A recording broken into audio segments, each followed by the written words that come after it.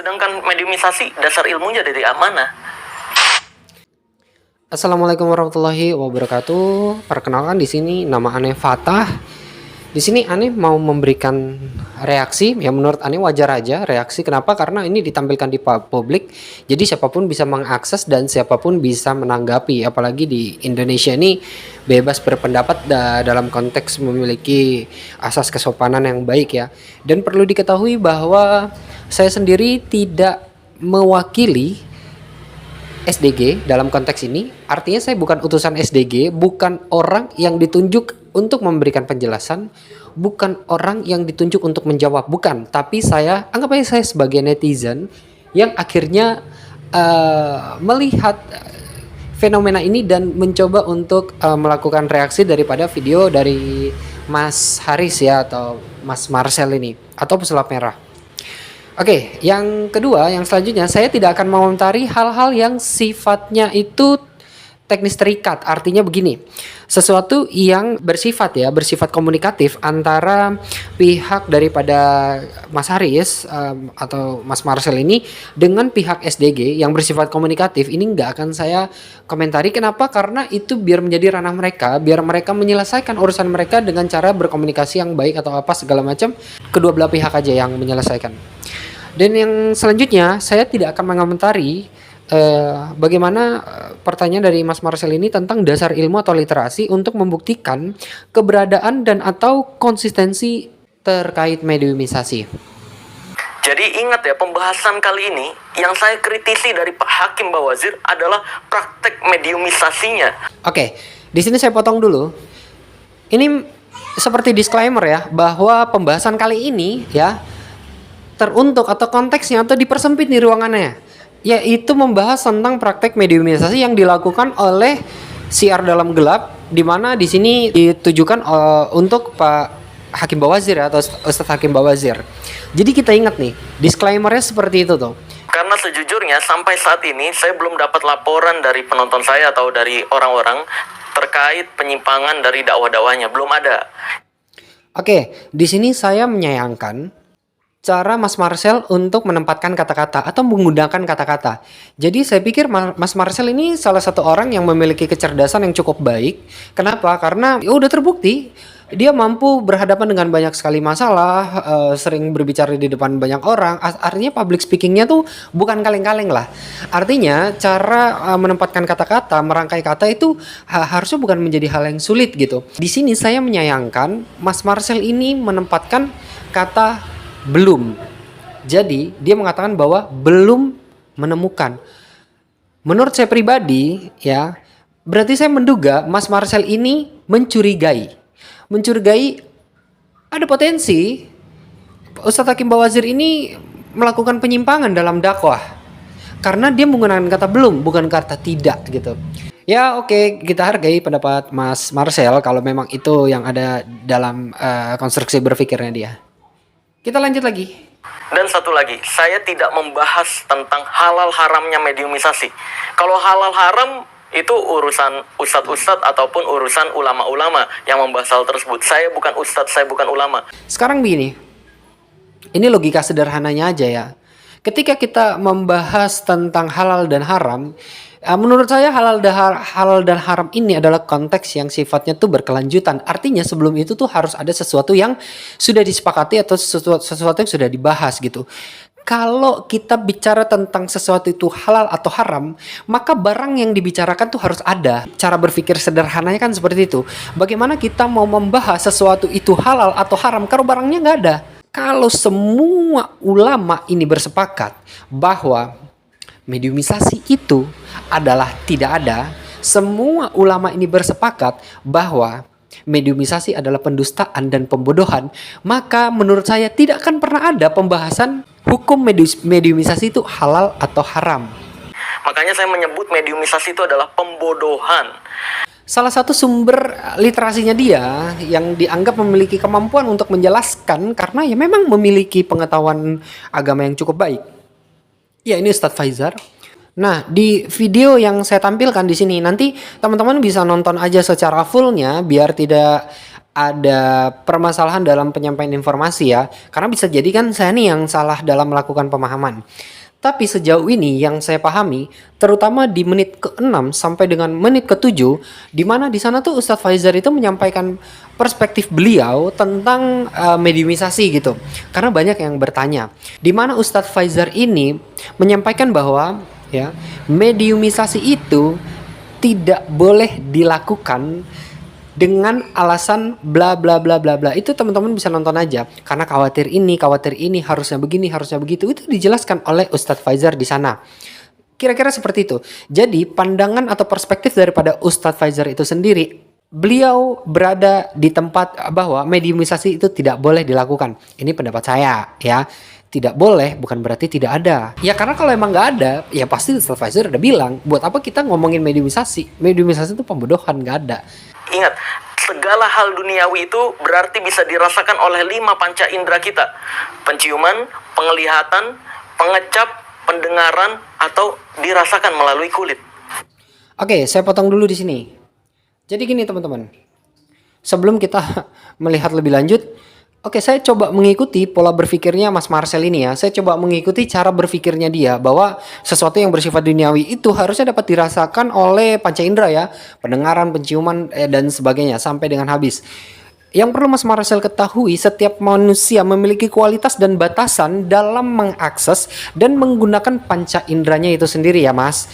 Jadi menurut saya Mas Marcel jadi seperti kurang bijak ketika menyamaratakan semua manusia yang ada dengan kualitas dan keterbatasan daripada penggunaan panca indera itu sendiri. Kalau terhadap mediumisasi, kalau saya melakukan mediumisasi ya sah-sah saja, dan itu sesuatu perbuatan mubah. Mubah dalam arti keduniawian, ya, secara asal. Dengar sendiri. Itu adalah boleh. Apa saja itu kalau kita melakukan hal duniawi, Tuh, denger. boleh sama sekali.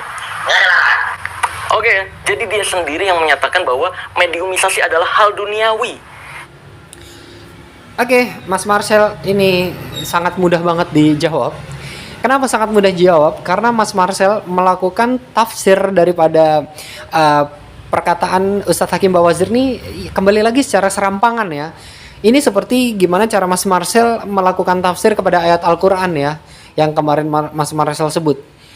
Ini kembali lagi Mas Marcel melakukan tafsir secara serampangan lagi nih. Mudah banget kok. Yang dimaksud dengan duniawinya Ustadz Hakim Bawazir, menurut saya pribadi, saya tidak mewakili. Ini saya mewakili diri saya sendiri. Tapi yang dimaksudkan dengan duniawi daripada Ustadz Hakim Bawazir itu hukum dunia. Hukum dunia. Sama seperti ini.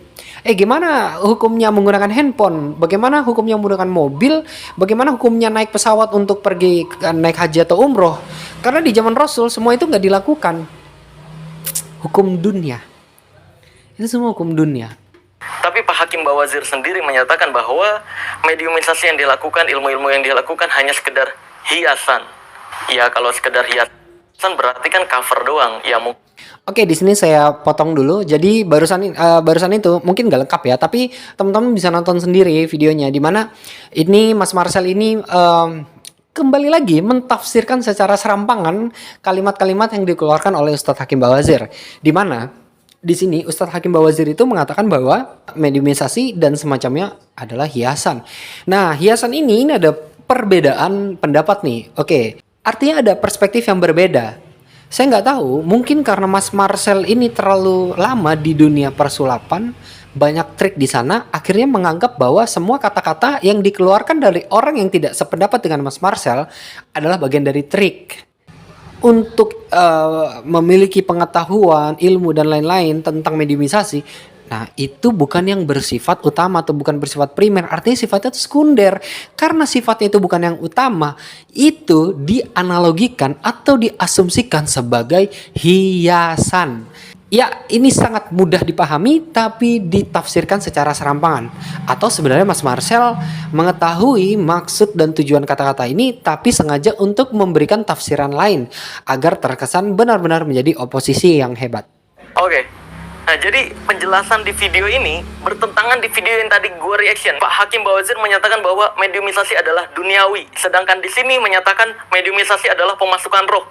Roh itu duniawi dari sebelah mana? Mas Marcel melakukan fitnah. fitnah secara konten. Kacau ini, kacau. Tadi serampangan, sekarang fitnah. Tapi saya kenal reporter dari acara Pak Hakim Bawazir tuh. Kebetulan ada kenalan saya yang kenal reporternya dan menyebutkan semua rahasia di balik tayangan acara tersebut di TV.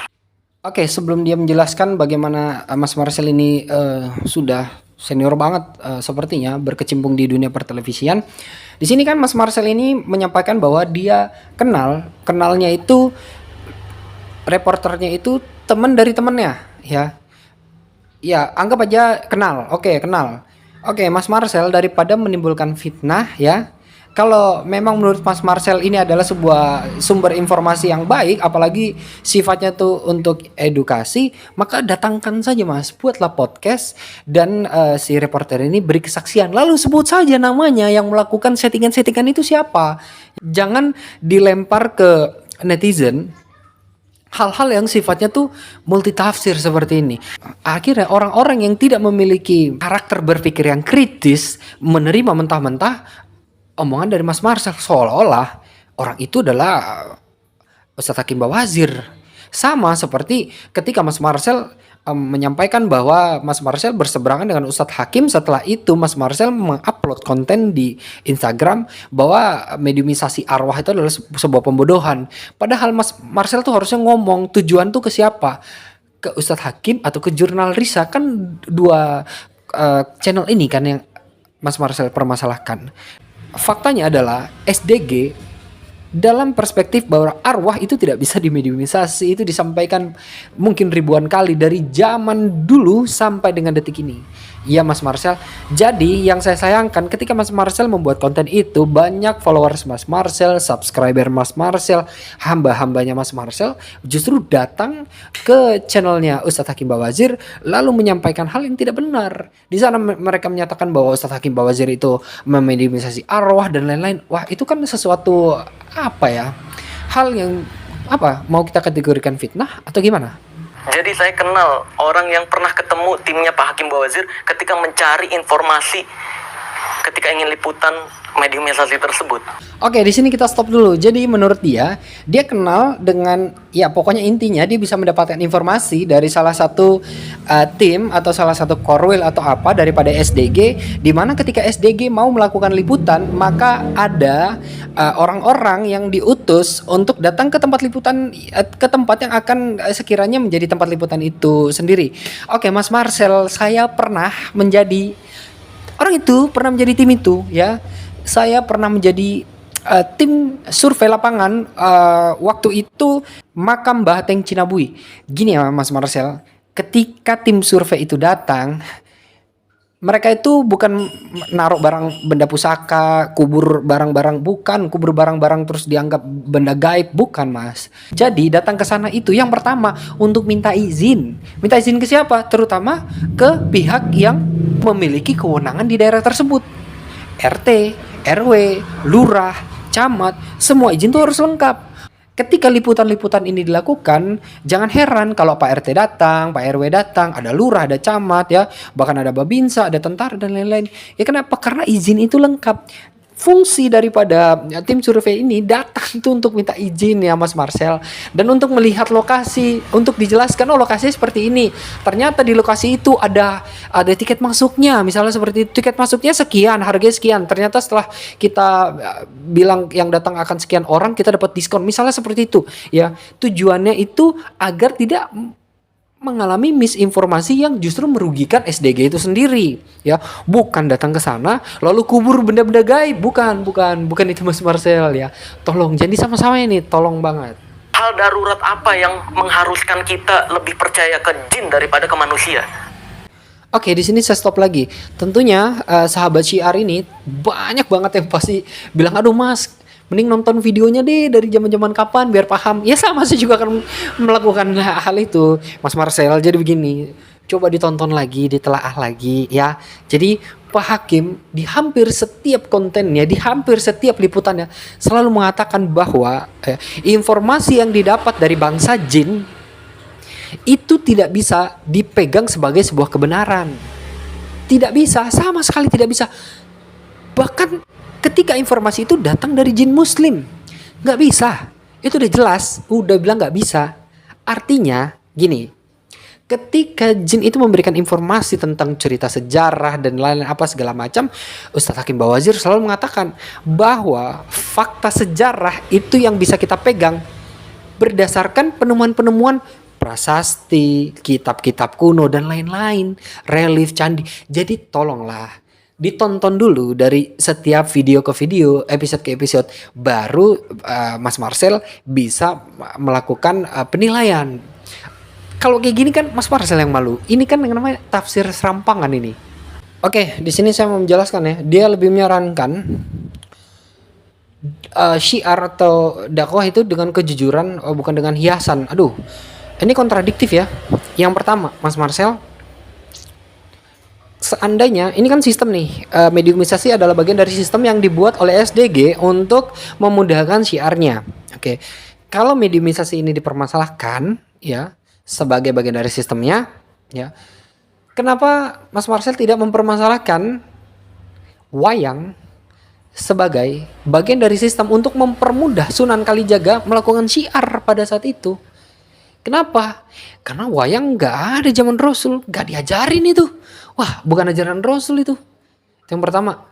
Yang kedua, Mas Marcel ini mau kalau misalnya syiar ini dilakukan dengan kejujuran, bukan dengan hiasan. Ya menurut saya justru yang memakai hiasan ini kan Mas Marcel ya. Dengan memakai wig, dengan memakai baju yang sangat mencolok dan sering serba merah.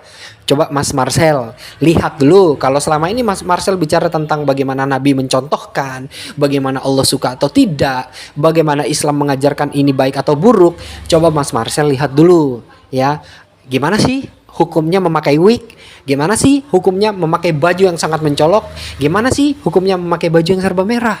Nah, setelah melihat hal-hal itu, baru deh Mas Marcel bicara tentang syiar atau dakwah dengan hiasan atau kejujuran. Kira-kira seperti itu, Mas. Kalau Mas Marcel bilang Mas Marcel belum atau tidak mau mendengar ceramah Ustadz Hakim Bawazir karena dia melakukan mediumisasi, ya. Kenapa orang harus mendengarkan Mas Marcel ketika Mas Marcel memakai wig berwarna merah lagi, memakai baju yang mencolok, dan memakai baju yang seringnya itu full itu benar-benar merah secara murni gitu Mas Marcel. Jadi semua ini hanya bersifat pendapat pribadi. Saya tidak mewakili siapapun. Saya mewakili diri saya sendiri. Saya tidak mewakili SDG.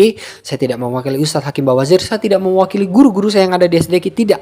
Saya tidak mewakili apa yang menjadi kecurigaan orang itu. Enggak. Saya mewakili diri saya sendiri.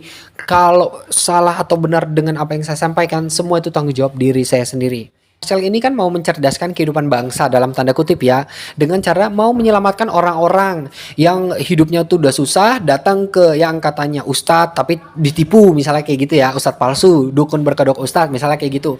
Mas Marcel kan kesel banget nih. Nah, sebenarnya ciri-ciri itu kan udah nampak ya Mas ya.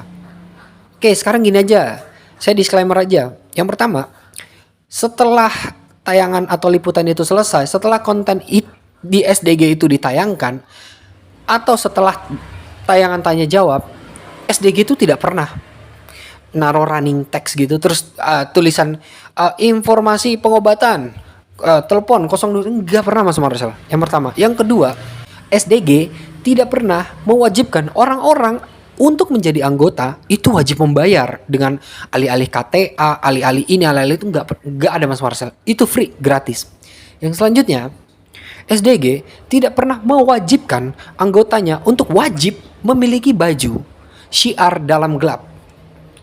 Selanjutnya, SDG tidak pernah mewajibkan anggotanya khusus untuk hanya membeli baju-baju atau atribut terkait SDG hanya di SDG Store.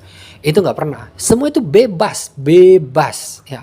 Yang selanjutnya, SDG tidak pernah menjual air yang katanya air doa ya. Nanti dengan istilah buat nanti misalnya pas lagi tanya jawab live streaming terus bilang, "Ya buat sahabat siar yang di rumahnya gelisah apa segala macam, nih air doa silakan beli." Nggak pernah Mas Marcel. SDG nggak pernah melakukan itu. Selanjutnya, SDG tidak pernah menjual tasbih atau alat-alat klinik yang katanya udah didoain dengan alasan, kalau ada anggota keluarga, teman, sahabat dan lain-lain yang kesurupan, nih tinggal celupin air aja, minum. cuci mukanya, sembuh, enggak pernah, Mas Marcel, sama sekali enggak pernah. SDG juga selalu menstimulus masyarakat agar kembali ke anjuran Nabi Muhammad SAW. Oke, sampai di situ aja. Kira-kira semoga ini menjadi hal yang bersifat informatif dan edukatif. Wabillahi taufiq wal hidayah. Wassalamualaikum warahmatullahi wabarakatuh. Jaga terus iman, ilmu, dan amal kita.